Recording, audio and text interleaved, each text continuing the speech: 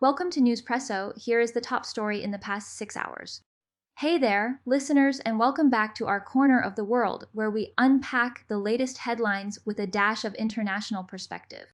Today we're diving into a political saga that's been unfolding in the United States, the way former President Donald Trump is shaping the 2026 midterms, even though he's not on the ballot himself. Picture this: it's summer, a full year and a half before the next election day, and Trump is already calling up Republicans who might be eyeing a Senate or a gubernatorial run. He's telling them, stick with your House seat. He's telling them, don't spark a primary. That could let the Democrats creep in. The catalyst: they showed a wave of voters, punishing Republicans. Over rising living costs, Trump was furious. He told aides must own affordability conversation.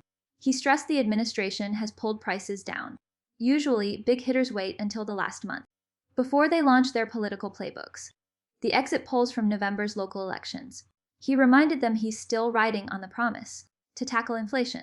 The message must stay on track. Meanwhile, he's been juggling check-ins. He's also taking phone calls to allies. He also holds data-driven strategy sessions. The aim is to keep the GOP united. He wants to keep Congress Republican controlled. But the numbers aren't looking rosy for Trump. His approval rating has dipped to 38% this year. It is the lowest we've seen, according to a recent poll. That's a worrying sign. His brand could be hurting the party's chances.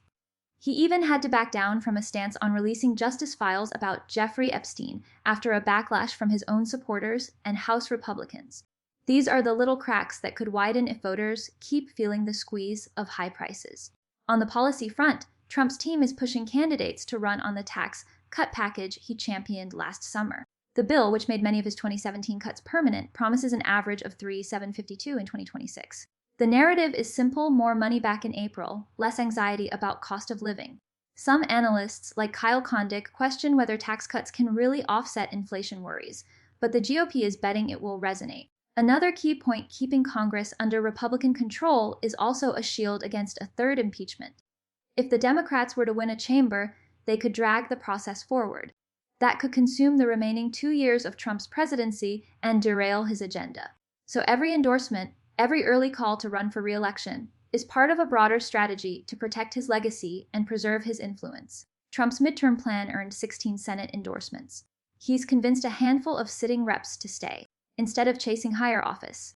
Whether that will offset his declining popularity. Stakes are clear: Congress must stay Republican.